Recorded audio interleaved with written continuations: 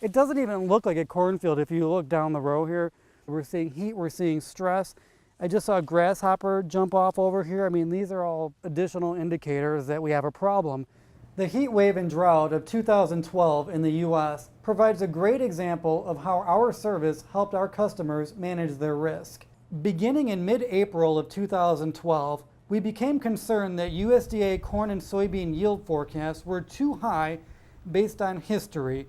We stated that 6 of the 7 years that had similar weather leading into April were followed by yields that would have been lower than the USDA corn yield forecast, and 71% would have been lower than the USDA soybean yield forecast. By the middle of May, we were in an unprecedented period of warmth.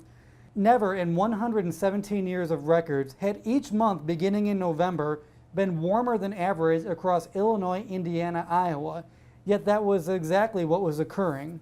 It became even more apparent by the middle of May that it was turning dry.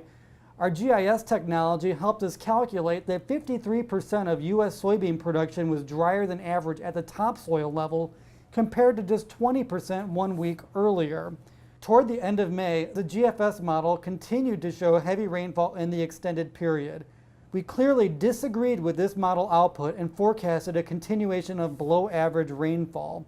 By early June, our GIS technology indicated to us that subsoil dryness was reaching very high levels, and we knew that hot and dry weather were coming up over the next 5 to 10 days.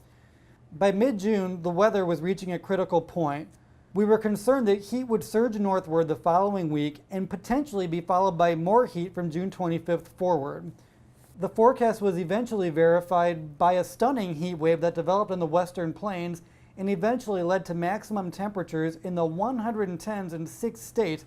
The heat wave reached a pinnacle on July 4th when we used our GIS technology to calculate that 90% of corn production and 89% of soybean production had experienced high temperatures of at least 95 degrees, which is a sign of intense stress.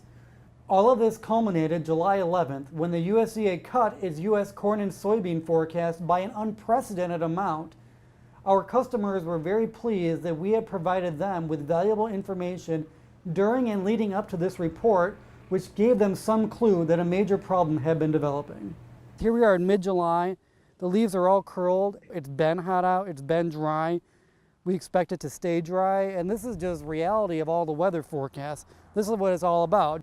By having a deep understanding of agricultural economics and meteorology, we were able to combine this information with our customers' needs to ultimately allow them to understand the risk they were facing and make better decisions.